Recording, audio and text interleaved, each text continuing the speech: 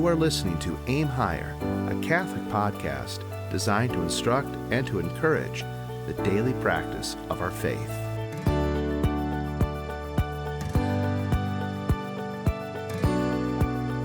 Pax et Bonum, peace and good to you all. This is Aim Higher Podcast. I'm Father Anthony. With me is Sister Catherine. And, well, the topic for today is going to be a continuation, or actually the final. We're talking about the three theological virtues. Then we also discussing the sins against those virtues. And we'll be finishing off with bad example and scandal, which are sins against the charity. It's that's what it's going to be. I mean, looking forward to doing it. It's Well, since you promised everyone that's what we're going to do. I like to keep my promises if I can. Mm-hmm. But before we get to the topic matter, I just sister, how are you doing? How are things? Well, things are pretty good, Father. Okay. This is the week before Thanksgiving, Yeah. and A lot of interesting things can happen the week before Thanksgiving.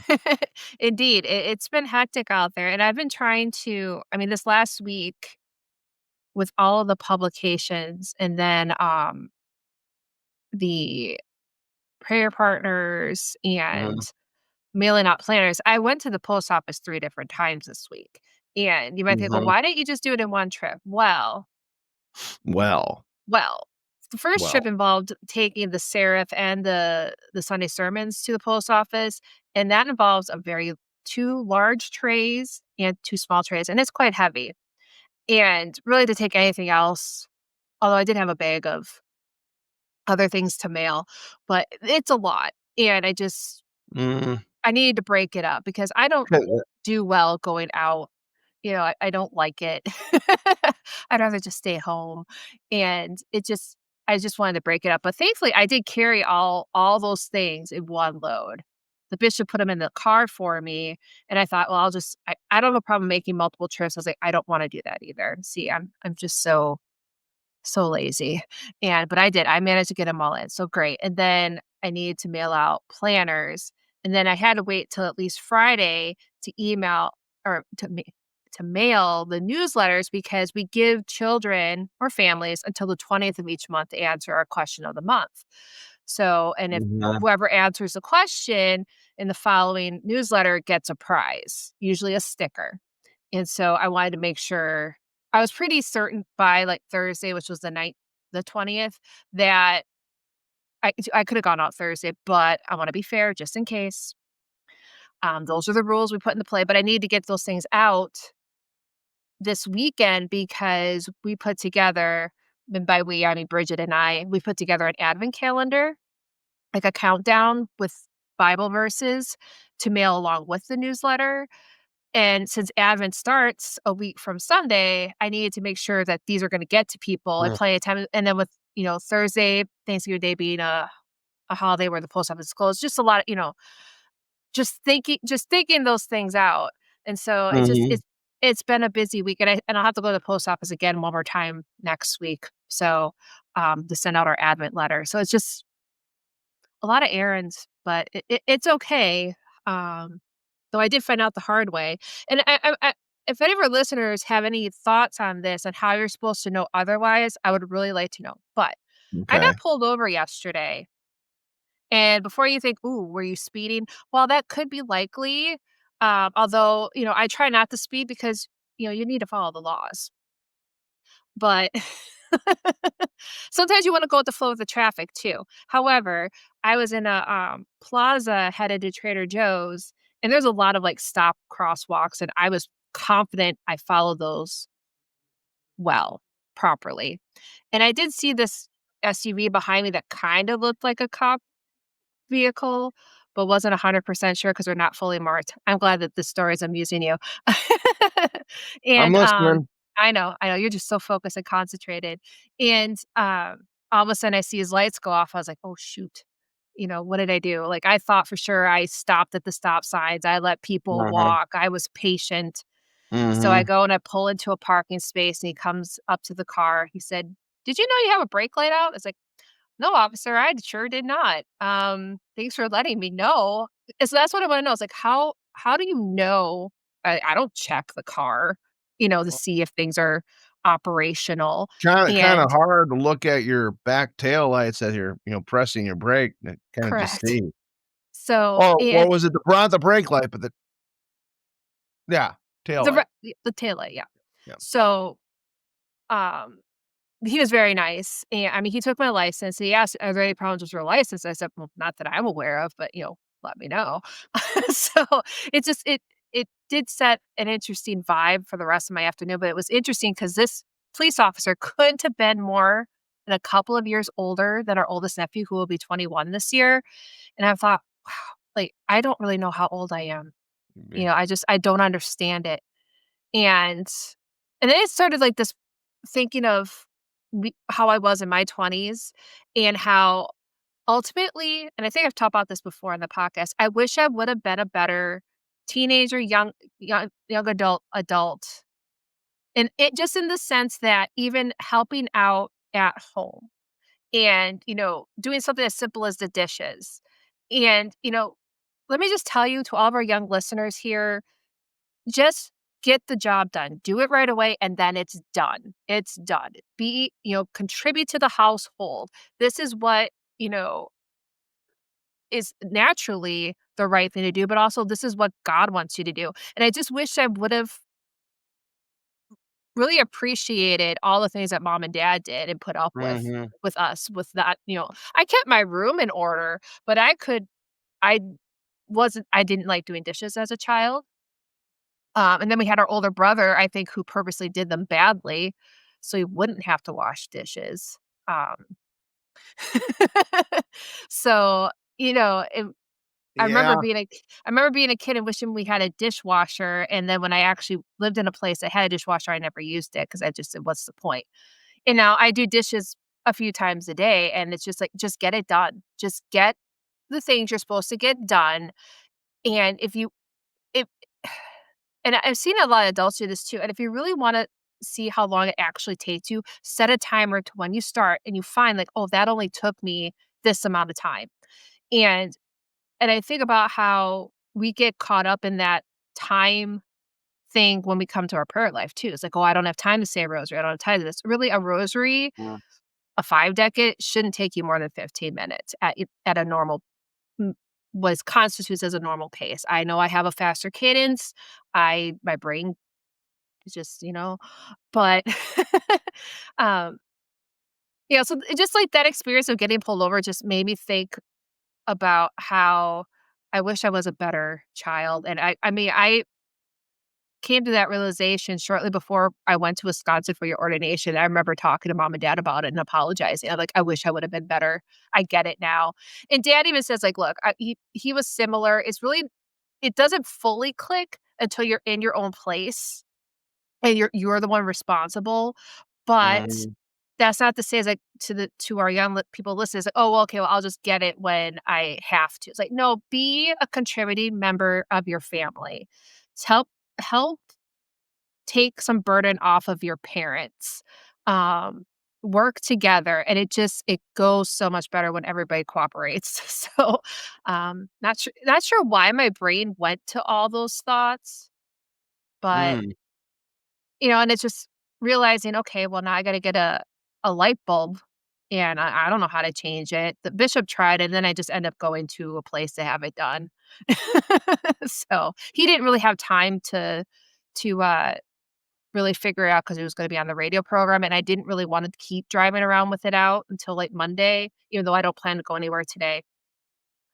But just, like, wanna take care of things ASAP. I think maybe that's was the catalyst of, like, getting it done right away. That makes sense now. Okay, Uh-huh. I'm glad we Uh-huh. figured that out because I was trying to understand me by myself, and I needed you and our listeners to just listen to this, and then I figured it out. So, thank you. Thank you, everyone. You're welcome. You're welcome. I'd hate for you to do something different and be a bad example to Oh, us. yep, That would be yep, horrible, and, that would be horrible. Maybe yeah, not scandalous, but it depends on the context of the bad example, I suppose. that's true. Well, But you'll clear that up for us, won't you, Father? yeah, we sure will. What is bad example? I'll be taking this, as always, from my Catholic faith. Bad example is doing wrong in the presence of others. Bad example is the principal occasion of scandal, which is occasioning the sin of another by another word or deed, having at least the appearance of evil. If any help or encouragement is given in any way to cause another to do wrong, scandal is committed or given. Bad example and scandal are sins against the soul included in the fifth commandment. They injure our neighbor's soul and are so worse evils than injuring the body.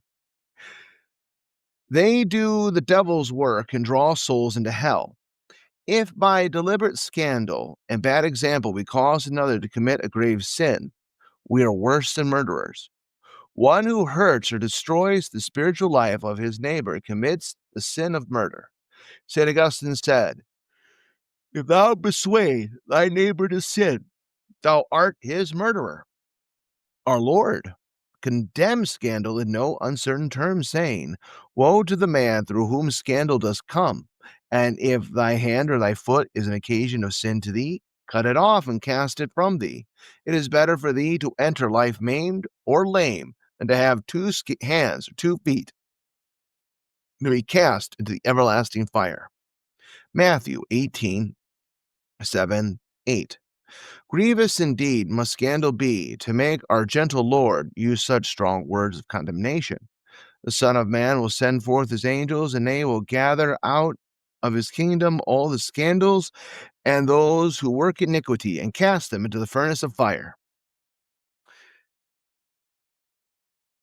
Some ways of giving bad example or scandal are by indecent talk, by selling or circulating bad books or pictures, by singing inappropriate songs, by dressing immodestly, by appearing in public in the state of drunkenness, by profanity and cursing, by doing servile work publicly on Sunday, by behaving indecorously in church, by ridiculing religious and priests, by writing against religion, by publicly violating one of the commandments of God or the church, etc.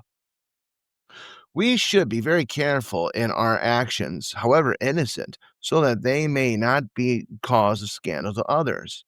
And if thy eye is an occasion of sin to thee, pluck it out and cast it from thee. It is better for thee to enter life with one eye than to have 2 eyes that can be cast into hell. So to stop there just for a moment and to ask ourselves, what are we how how do we go about in the world? Got to remember when you see the world sees you. And if you are a Catholic, then you represent Christ in this world. The name Christian is it can be translated as as a Christ bearer. That's what a Christian is what a Catholic is, especially when we receive our Lord in the Holy Eucharist. You bear Christ, but you bear the testimony of Christ.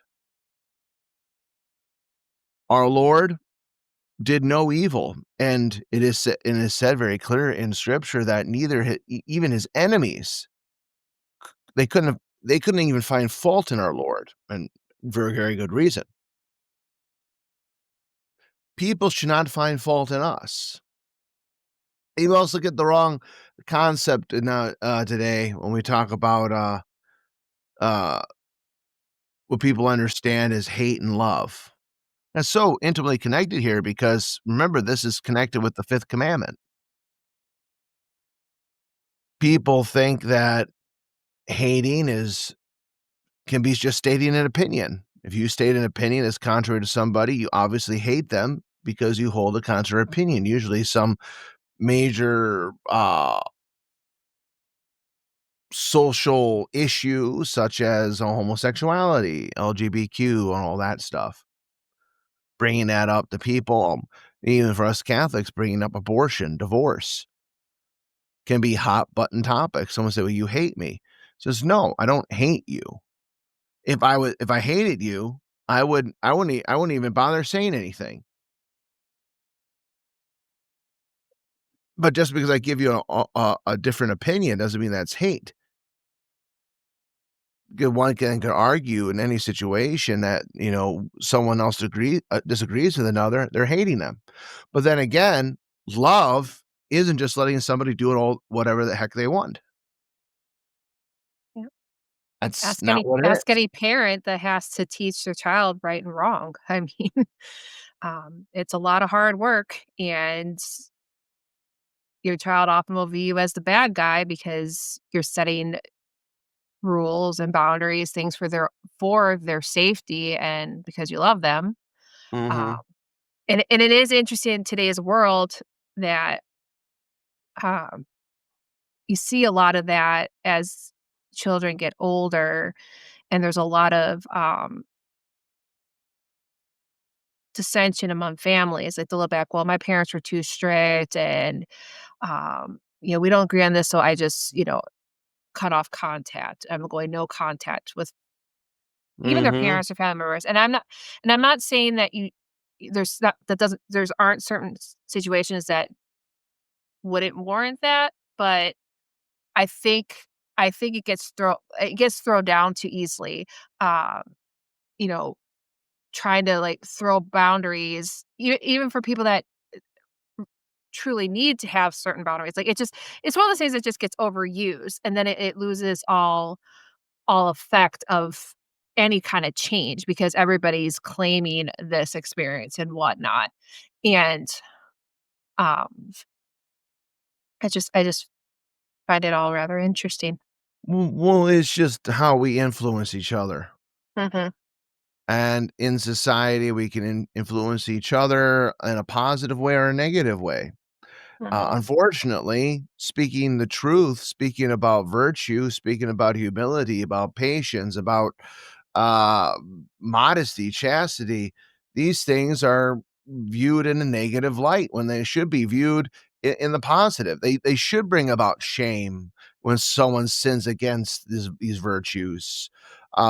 But people want to say, "Oh, I have my right to express myself. I have my right to, do whatever I want with my body."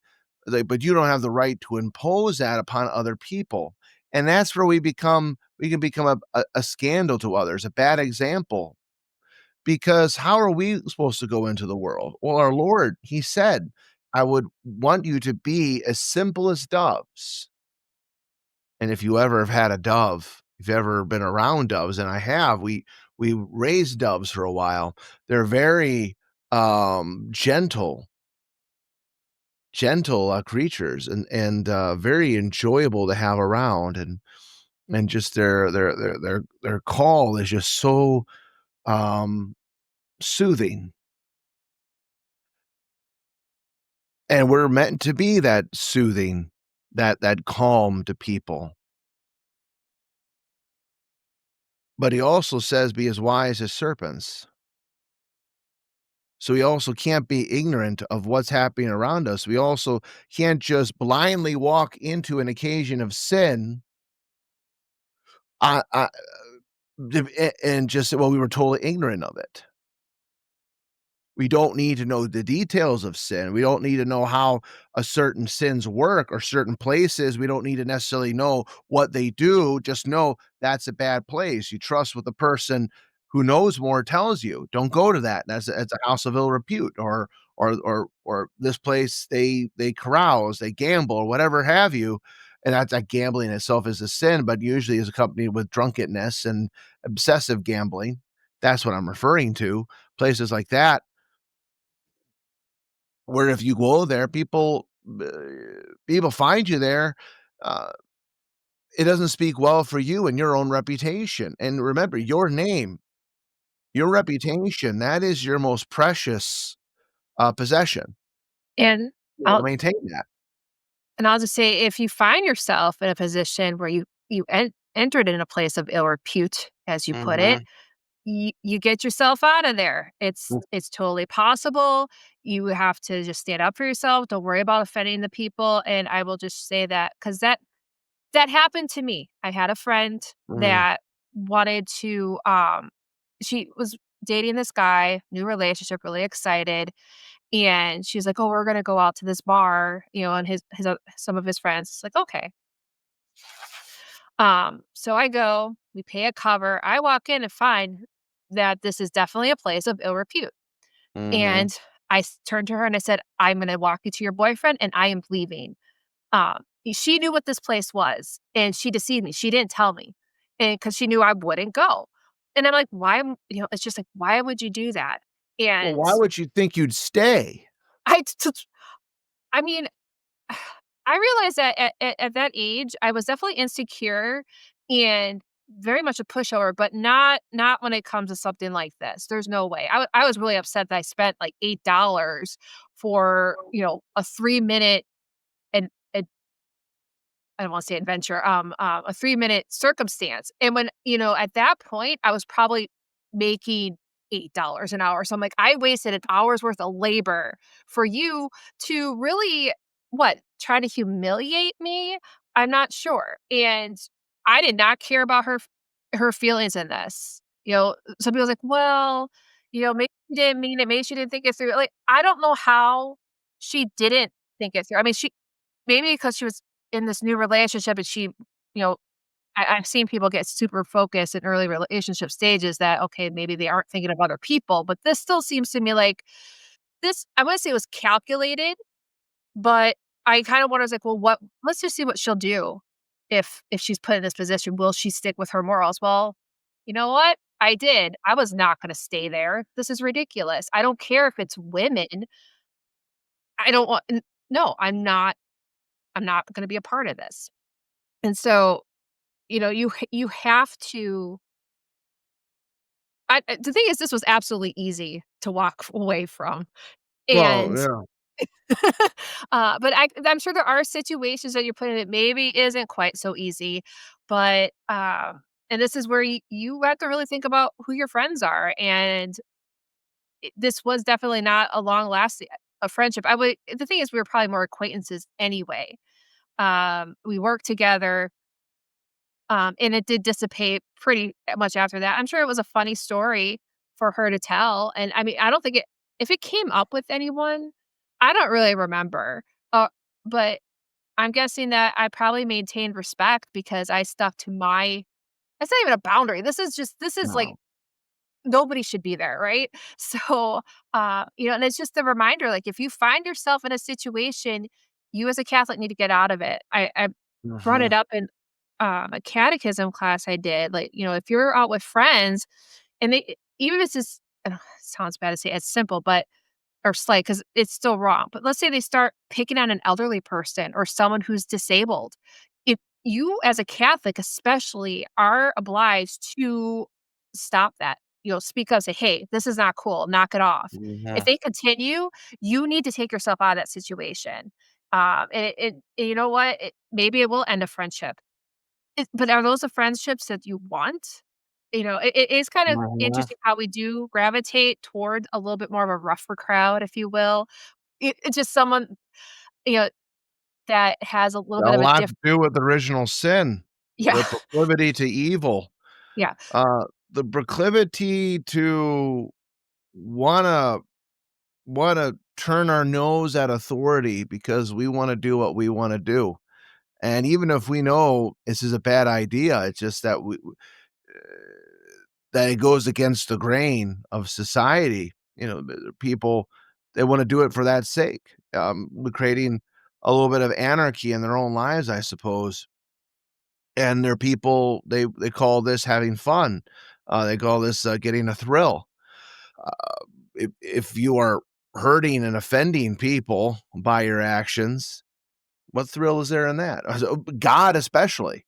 Well, I was kind of wondering if because in the beginning, when we talk about what a bad example is, it's also like us being a bad example. But because we're in a world that fewer and fewer people are will want to know, love, and serve God. So, Mhm. because I feel like a lot of these things are just normal to people, sad as it seems. Like, I mean, you wonder how culpable they are, because I feel like this is still, like, an obvious wrong, like, the situation I was like, "This is definitely this isn't like she took me to a casino," which, I've been to a casino, not lately, obviously, but, mostly to play bingo, but, it's just that this was a totally different thing, and she had to know. I mean, I really hope, like, this was a really just a bad moment in her life, but I also feel like my reaction was probably necessary. Maybe it made her think, I don't know. We don't talk now. We didn't talk much after that. But you also have to look at your response to these things might be what brings someone to their senses. So Mhm. even if it's Mhm. uncomfortable, even if it, right away doesn't bear fruit, it might later on. Um, but it was just kind of like when we think about the bad example, and when we read these things, we're studying it as so we don't be that ourselves. But we also gotta think, like, there are a lot of people out there where some things are normal, and you can't let that be your normal too. Like, don't, like, put yourself where you just gradually get comfortable with something. It's kind of like, generally speaking, you don't right off the bat start committing mortal sins. It starts off with a lot of venial sins, little things that just keep building up. So what might just be like a slight occasion where you're making fun of someone, not a wasn't like a huge thing. Maybe the person didn't know, but that's starting a ball that can roll out of control quickly. So basically, just don't don't do it. Well, there's a saying, there's a Latin saying that goes, "Verba movent, exempla trahunt." Words move, examples draw. Mm, got to write that out for him. Now, unfortunately, it doesn't mean it can't it's not just on the positive side, because a good sermon, a holy conversation, those things can move. Seeing the example of our our friends, our family in prayer, our fellow Catholics in church, the example of the clergy, these things can, draw us to want to imitate, to want to follow that. Uh, but unfortunately, it works the other way too. Bad words we hear can move it. And what I find actually in many cases, uh, when you call about bad words, it's usually done with humor. It's the humor that gets us, because to laugh is a positive reaction, generally speaking. I say generally speaking I laugh because when I'm you can have nervous. maniacal laughter, you can have nervous laughter, you know, but generally is a sign of joy. It's a sign we're having a good time. It's a sign of usually of a safe space of friendship. Hey, we're all laughing together. Usually, when somebody says something or does something impure, immodest, just a bad example, and people laugh at it, peer pressure can put, if someone's in a situation, they want to fit in, they're going to laugh at it too. They might not even understand what it is they're laughing at. Not everyone gets the same jokes. But then you find yourself what? You find yourself, imitating these jokes, maybe relaying that joke. You see a bad language that people have, you start using that bad language yourself. It becomes a norm for you, and that's what's happened with society. Things that we know that are sinful, we know from our holy faith, we know from common reason, the basic moral structure of the human soul. We know these things are wrong. It goes against God's divine plan. But people have been raised in such a deplorable way. Not everybody, but what I'm trying to get at here is that the will the will of the many does not make a thing right. So if we say, well, everyone's doing it, that's a whole thing. Everyone's doing it. So does that make it right? It reminds me of a line from the movie Man for All Seasons. It's one of the greatest uh, movies about a saint that there is, and Agree. won several Academy Awards. And there's a line in there where they're trying to find something criminal of Thomas More because he's become kind of a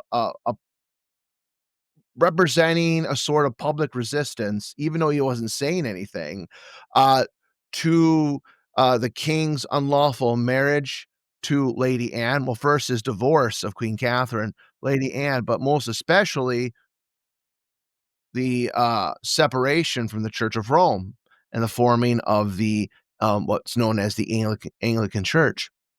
And there's a discussion between the Secretary of the Council, Cromwell, and the Marshal of England, uh, Norfolk. Forgot the name. And Cromwell gives a line, says, "Well, I have evidence that Sir Thomas, when he was a judge, accepted bribes." It's like, what?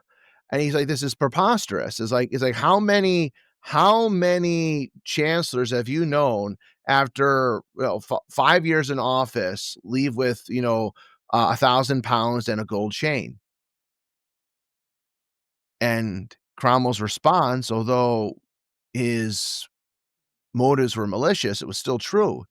He says, just because an offense has become common practice doesn't make it any less of an offense. So just because sin is been put into the mainstream and considered common and normal does not make it any less of a sin, because we are not the criterion or criteria. I guess it would be the singular criterion of moral. Uh, what's the word I want? Of I would say right and wrong, of moral certitude. Not exactly what I wanted to say. Kinda left I was me thi as I was going. I was Uh, like I was trying to think, like, moral compass? I don't know if that's what you were yeah, going for. okay, yeah. We're not a moral compass. That's a great way of putting it. We're we can't be. That's, because we're not the creators. We're not the lawgivers. God is the foundation. Objective reality and how he created is the criterion of our moral life. That's what we follow. It's not subjective. It's not what, "Oh, well, I think." Now, like you brought up before, or there's some people, does their culpability of their sin change because this is how they grew up? Yes, to a degree. I can't say for absolute certainty how their culpability changes because first off, we're talking about just anybody. I would have to meet the person, and even then, you can only read of their soul what they reveal to you. It's like one of the reasons why we have ocular confession. You go to the confessional and the priest has to pass a judgment, you have to say the sin. So he can form a judgment of whether or not you have adequate contrition. Well, and it's just interesting to me how, as time goes on, because something like a place of ill repute, 20, 25 years ago, you made fun of Mhm. the people that went there. Yeah. Maybe made fun isn't the right term. You gave a person a hard time, whether you were Catholic or not. Like, that was usually like there was some sort of or the natural shame was there more prominently, and now it's just not it's not a big deal. I mean, at least to my knowledge, it just seems less than I'm thinking of something else more specifically that but we're not gonna get into that, but, Mhm. um, it is just interesting how and I don't know if it's just because of our social media, what we're exposed to, like, what we're all taking in and consuming and not even realizing we're consuming it. I, um I mean, we do have a Facebook account, I have an Instagram account, and I don't keep the Instagram on my cell phone because it's just very easy to open it up and just start looking at things, and it does impact even my own confidence in myself. For a while before I even was on the internet, during the novitiate in the early days, that just wasn't part of my, things I did, and I didn't really care about how I looked, for a brief period of time, and all of a sudden, I'm being targeted because I'm a woman in my 40s, the, apple cider vinegar gummy ads are constantly popping up, the Ozempic ads, like, there's just a lot feeding in to making me think differently, and these are also examples of what could be a bad example. This type of content we consume can really play into some of our decision making, things that you didn't really think about. I mean, and even it gets to when it comes to shopping too. Like we don't need what we think we do. A lot of these things are wants, and we just thoughtlessly let ourselves be, we're vulnerable to it. We maybe don't even realize it. It's kind of having that restriction, if you will, allowing Mhm. yourself to not partake does wonders. And I get that, especially on Facebook, sorry, it was nice because you could kind of communicate with people you don't see very often. That is a noble thing, or I should say a nice thing. But what is Mhm. it? But it's turned into so many ads. It's not the same thing when I first got a Facebook account, in like 17 years ago. Not like it So was in the good old days. right, but isn't it funny how that is just such a thing when we every generation looks back to, like, their childhood, and it makes me think of that song. Can't remember what musical it's from off the top of my head, and you probably know, but the line in it, I don't know if it's what the song is called, but "What's the Matter with Kids Today?" And this is a show that takes place, what, in the '60s? So I think the already 40s, it's the Fantastics. okay, okay, and, No, no, no, no, no, I'm is sorry. it No, Bye no, Bye Bye Bye Birdie? Birdie. Bye Bye Okay. Birdie, the '50s. Okay. So Ah, even then, there's a line of, why can't they be like we were, perfect in every way? So there is a little bit of like delusion. And I get like that's also a yeah. song like tongue in cheek. You're not supposed to take it too seriously, but yet how many people do actually really think about that? Well, I don't mean, we all fall victim to that sometimes when we oh deal with the newer yes. generation? And I catch myself, it's like, yeah, I just kid when I was a kid, yeah, I remember when I was a Back in kid, I my kinda wanna day. forget some of that. Yeah. Um, yeah, it I think you're okay until you stop unless you start telling people to get off your lawn. Then you got some problems. I haven't Yeah, done that recently. fair enough. Uh, yeah, it's there's so much about that, and we have to be a good example to the world, not just our family and our friends, but most especially our family and our friends, especially if you're a Mhm. parent.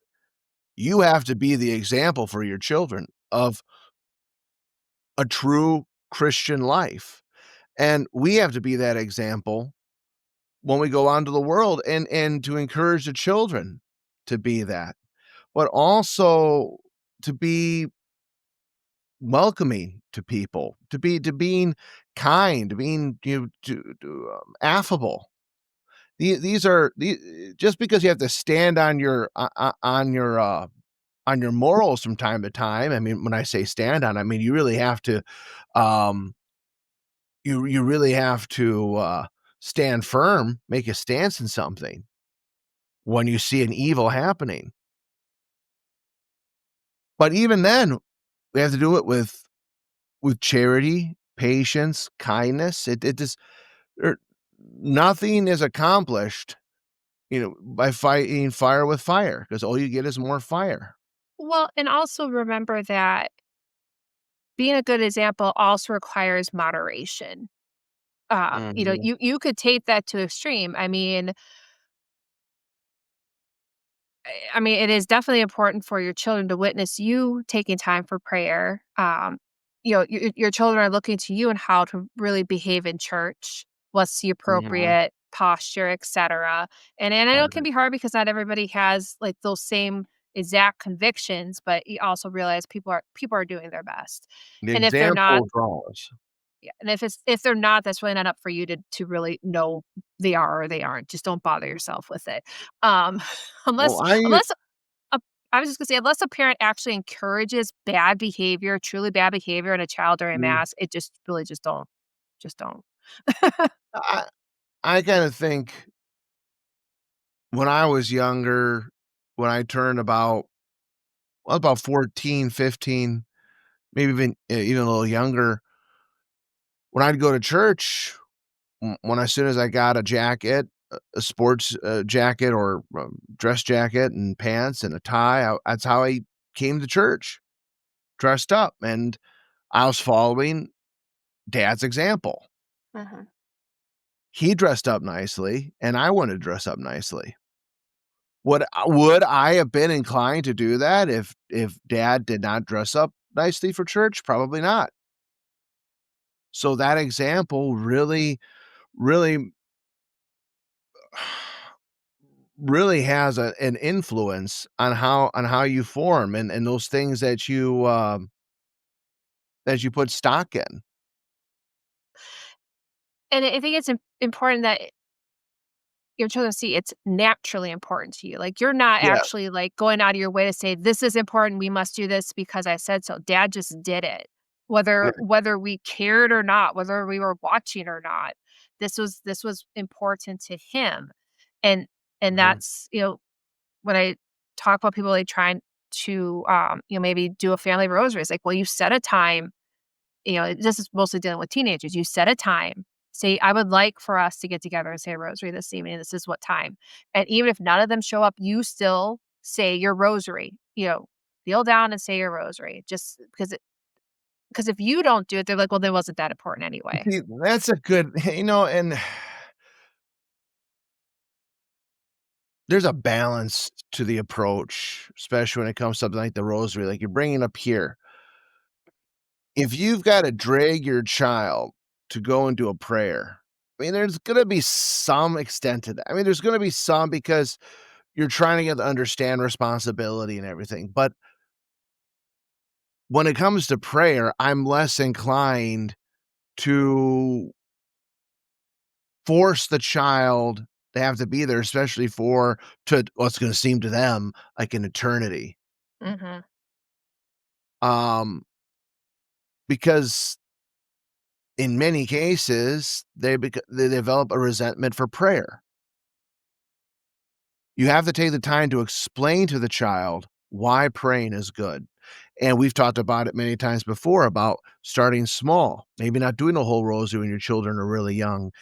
Mhm. And I've also heard of cases where parents have told me that their children were excited to say the rosary and uh, they wanted to continue praying. So I said, well, that's wonderful. But prayer is not a punishment. And that's the thing I just want people to avoid, because we said, "Well, we wanna make sure we're doing this, we're fulfilling our duties." And you should. I'm not saying that we just let the children walk all over the situation, "Oh, I'm not in the mood." It's like, no, there's a family rules. It's kind of like the old argument, and the child doesn't wanna eat their vegetables. Say, "Fine." It's like, "I want you to have 1 or 2 bites."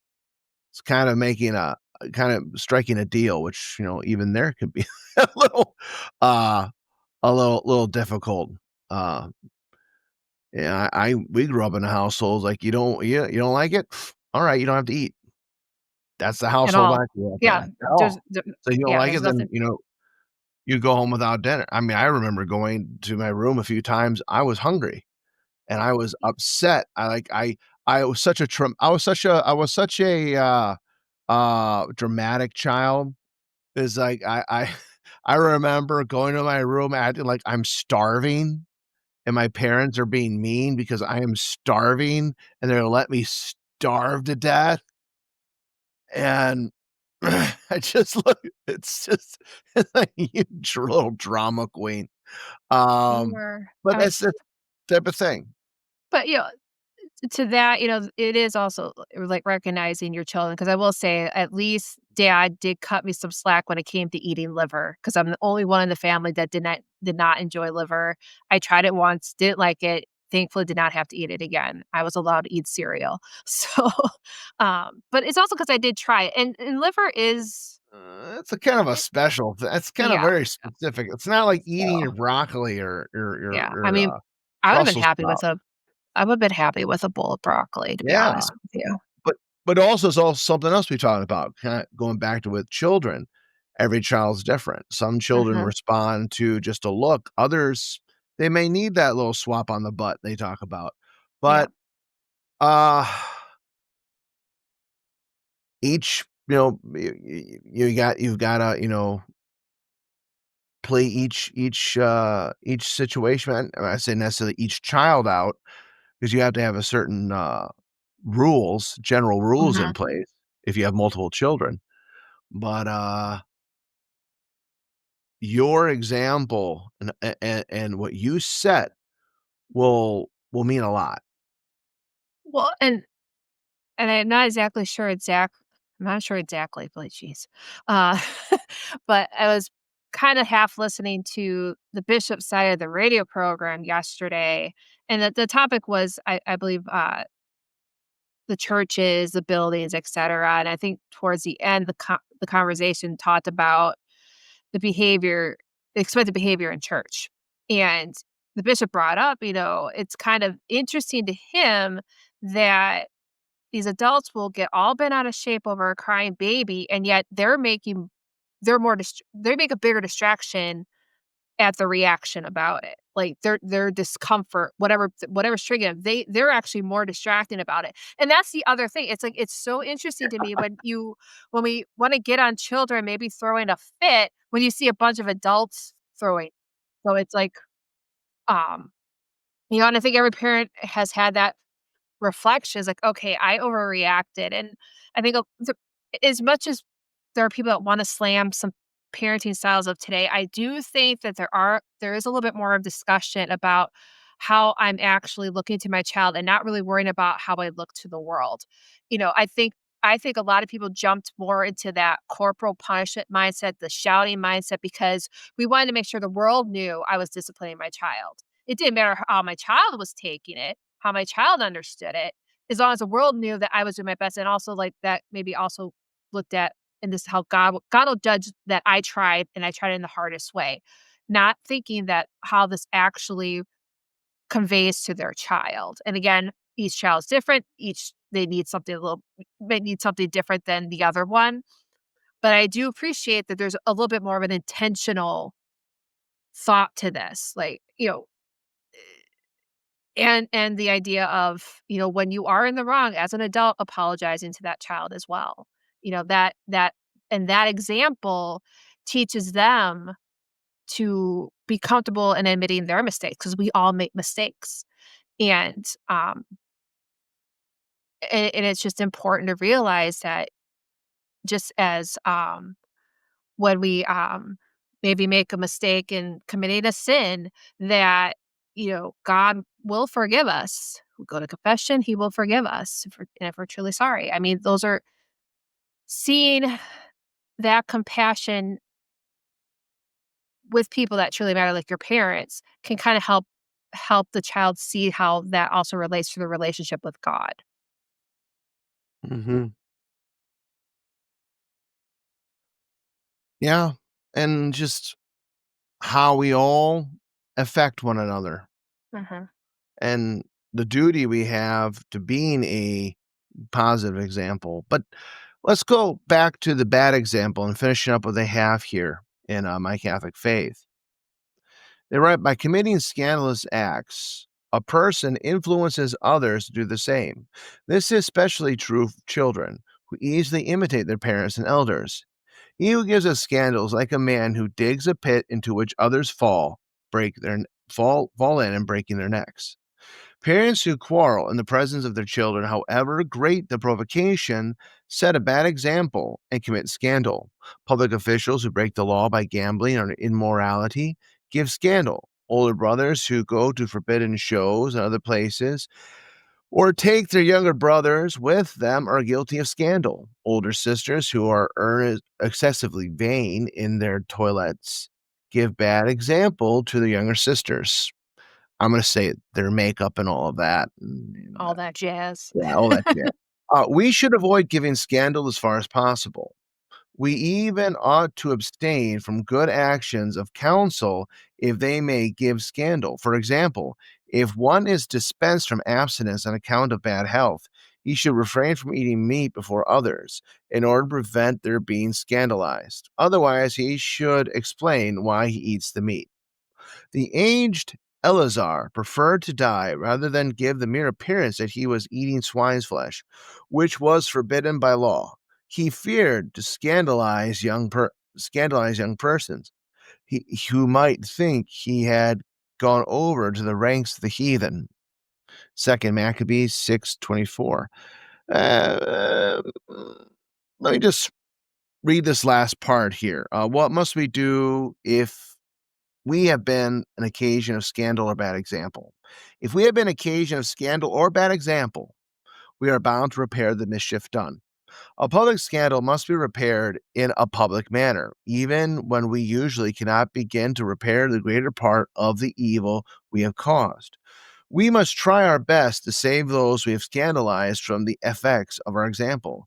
We must perform the contrary virtue, cite them by good example, and pray for them. We ought to be more careful about giving scandal because of the difficulty, nay, almost the impossibility of repairing the effects of scandal. Like, it makes me think of a time. Oh, this was many, many years ago, and I was down in, or I should say, out over in Rochester when I was a teenager, and there was a I don't know where we got this meat. I think it came down from Kentucky, and Bishop Giles, made some beef jerky because we had a, uh, Dehydrator. dehydrator. I was gonna say dehumidifier, dehydrator, and he made a lot of it, and I remember, it was All Saints Day, I believe, and it was the evening mass, and people would come over, and, there was one family came over, and mass was on a Friday. And I already went to church, so I'm sitting there eating, talking and eating a piece of jerky, talking with one of the gentlemen. And he looks at me like, "What are you doing?" Like, "Just eating a piece of jerky." "But it's Friday." Says, "Yeah." Says, "Yeah, but it's also a holy day. And you can eat meat on a holy day if it lands on a Friday." And I kind of thought about that now as we read this. And, well, I mean, bad examples. Even then, I was young enough to kind of do it for the shock factor. Mm. But I mean, I did explain it. Like I said, I did explain it. But if it was to somebody else, I mean, I knew the gentleman and I knew that he would get it. Uh, it's where you gotta be careful. We might think something's just it may be even innocent in itself in the humor or our intention, but then we find out that it was said in front of the wrong person or the wrong group of people, and it becomes a scandal, and it's a bad example, then you have to go and try to repair it. Obviously, this didn't have to happen here in this case, but somebody could get the wrong impression of what you do. I mean, let's just take that example. It's like, "Oh, Brother Anthony is saying that we don't have to eat that we can eat meat on Friday." And somebody could take that and said, "Oh, obviously Bishop Lewis told him he can eat meat on Friday." and they don't observe this practice of the church, this discipline. I mean, something like that could happen. Yeah, it's if I feel like with that though, like how much of that could have still been your fault because to me, like this is basic catechism, you know. But I also realize not everybody's gotten that. Uh, Well, you, I give them the benefit because it's just that, you're not used to it. Friday's a hmm Friday. hmm right. So, but yeah. Yeah, I remember my intention of it was to have kind of um, get a controversial reaction. Uh, Hey, you're a dumb kid. I was a dumb kid, but we just have to be careful with what we say, how we say it, hmm remembering that we are Catholics and we represent Christ. As I said at the beginning of the episode, we represent Christ. We are called to be lights of the world. And in shining like lights of the world, we are meant to shine in a way that illuminates God the Father. And we should see him glorified in all that we do. So, on our part, we have to be a good example, but also we have to avoid the bad examples. We have to avoid the occasions of sin. We have to be those wise serpents in that sense, but approach it with the simplicity of a dove.